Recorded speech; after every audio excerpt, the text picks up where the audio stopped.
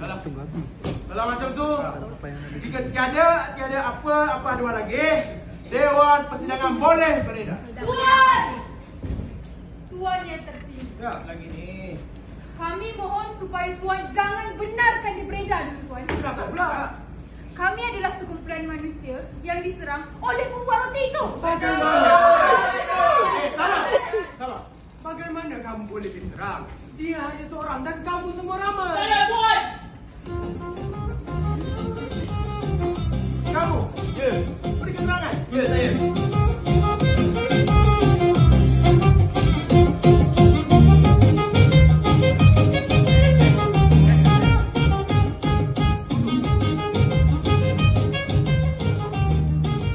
Jangan lupa.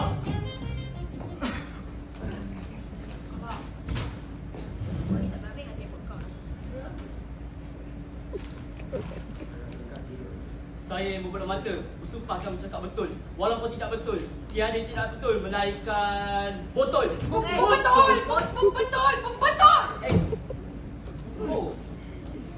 Melainkan yang betul. Dah. Duduk. Teruskan apa dua awak. Okey Tuan.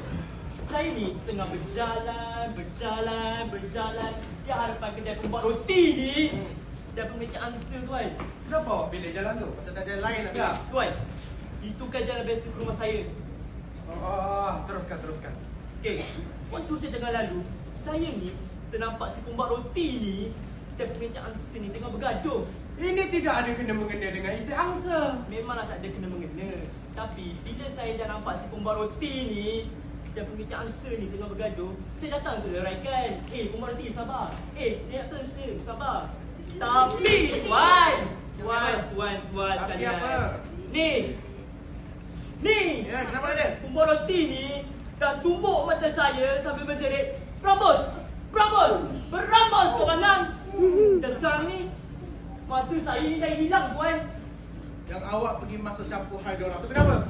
Saya ni cuma nak malam pergaduhan je Tuan. Ni kamu ni.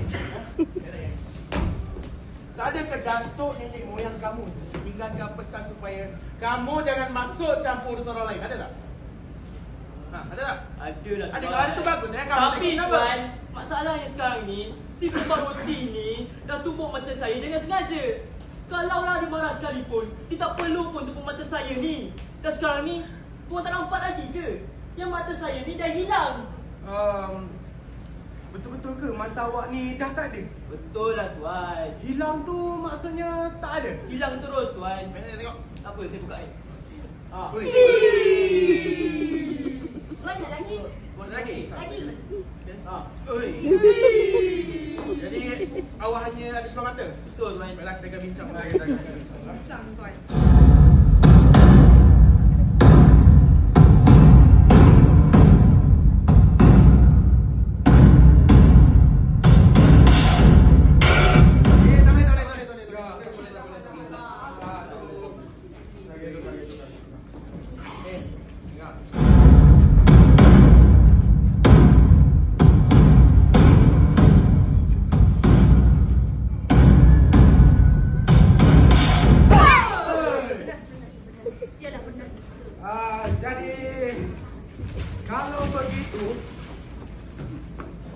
Kalau begitu, mata yang hilang itu kami anggap tidak ada. Betul Tuan. Mengikut perkiraan bahawa mata yang hilang itu tidak ada. Ya. Nampak betul lah guys, setamu.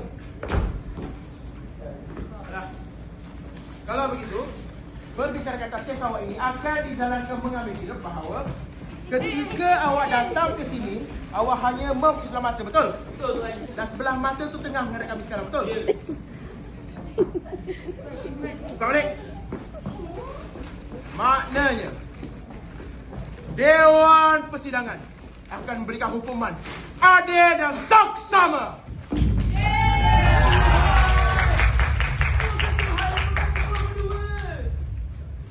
Hukuman di bawah kanun perbandingan haiwan dan manusia menetapkan bahawa mata dibalas dengan mata. Awak rasa diri awak tak aniaya kan? Betul Tuan. Maka Dewan Persidangan menetapkan bahawa awak mesti mencongkel mata pembuat roti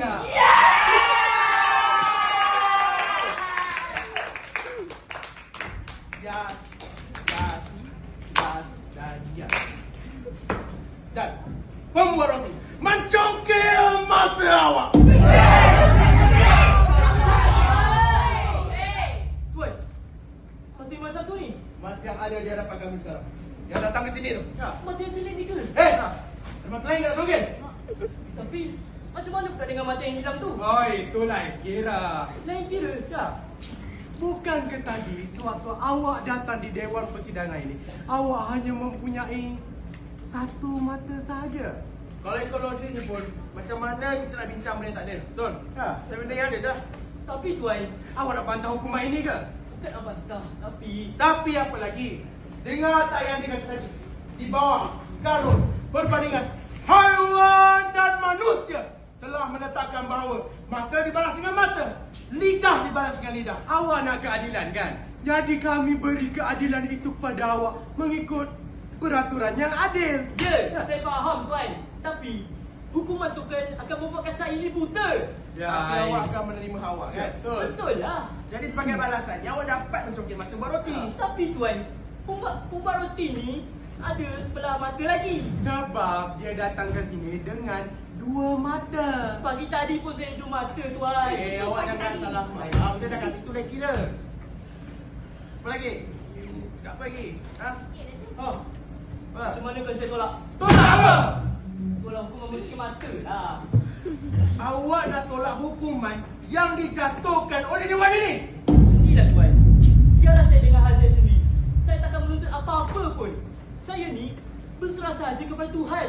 Maknanya awak telah menolak hukuman yang dijatuhkan oleh Dewan ini? Tak, tuan. Dewan Persidangan berhak memihak dan memberi hak kepada saya. Saya pula berhak memulangkan hal itu secara baik. Awak mempersediakan Dewan Persidangan. Dia akan dijatuhkan hukuman $10.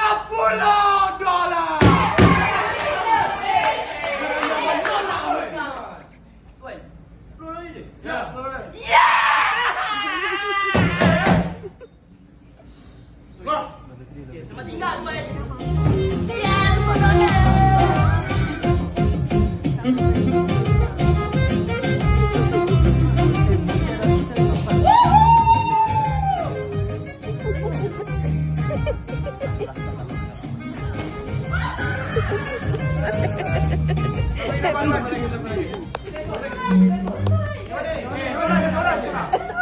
dua seorang je pun.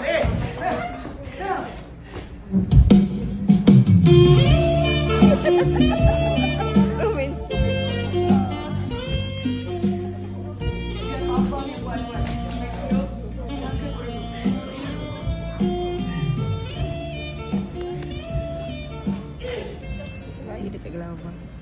Saya tuan.